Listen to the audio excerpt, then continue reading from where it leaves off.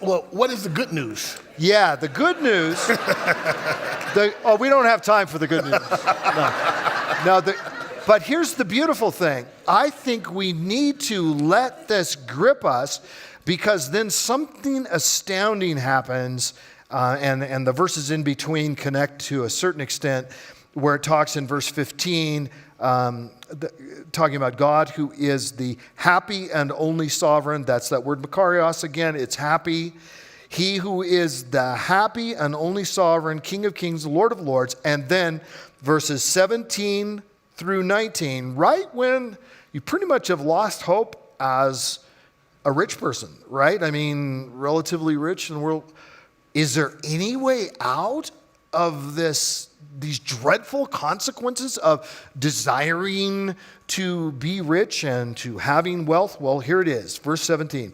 As for the rich in this present age, again, almost all of us that are here, relatively speaking. As for the rich in this present age, charge them not to be prideful, haughty, nor to set their hopes on, not to be like, hey, I pulled myself up by my bootstraps. And, often it's that old thing about, you were born on third base and you think you hit a triple, type of thing.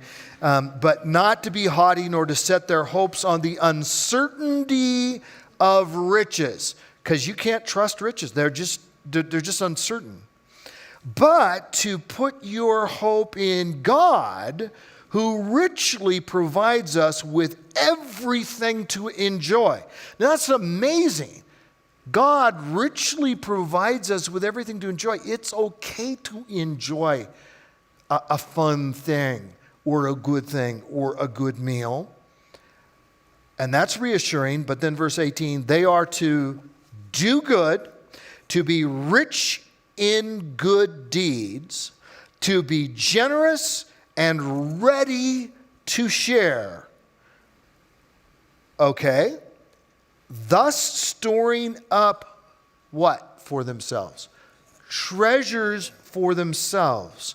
Just like Jesus said in Matthew 6, don't store up for yourselves treasures on earth. Moth and rust and corrupt and thieves break in and steal.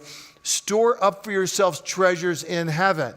Because that's the right thing to do? Well, sure, it's the right thing to do. But Jesus' argument is, do it because it's the smart thing to do. And don't store up for yourselves treasures on earth not just because it's the wrong thing to do, but because it's the stupid thing to do.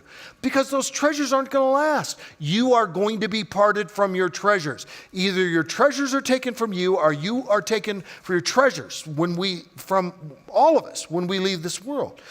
But storing up treasures for themselves as a good foundation for the coming age, heaven.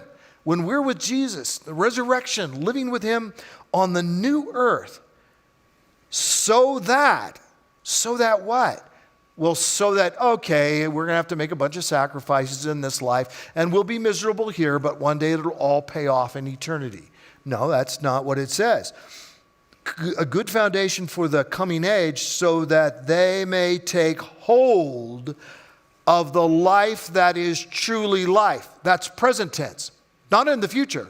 Take hold of here and now.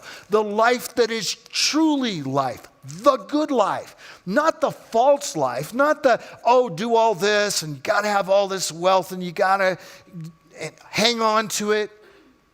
No, what he says is give it and give generously. And when you do that, you will have rewards from God in the coming age. And you will have the present satisfaction of knowing you're helping needy people and loving your neighbor as yourself. And on top of that, you will take hold of the life that is truly life. That is an astounding promise. You would have thought he would say, tell those who are rich in this world to do what? Give it all away and not be rich anymore. And of course, I think, relatively speaking, there are certain situations in which we need to divest ourselves of the larger amount of wealth that we may have if a lot has come our way.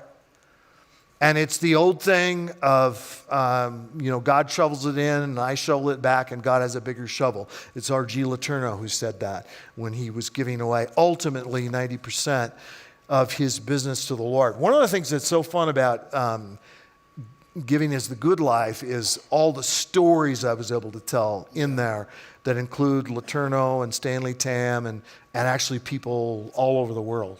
Actually, what's so amazing about this book is not only is it so laden with scripture, but the stories are amazing. I found myself being encouraged, being inspired, being corrected, and rebuked at times. So you mentioned... I had you in mind, Stacy, when I wrote it. I appreciate it. I appreciate it. Why do we need to understand that God's warning to the rich apply to us? You sort of alluded to it a little bit. Well, yeah, just because I think it's easy for us to look at passages of Scripture and go, well, that's not talking to me. And so people start thinking, well, when the Bible's talking about the rich, it's not talking to me. Well, again, globalrichlist.com. Look it up, put it in there, and you'll never, ever think that you're poor again.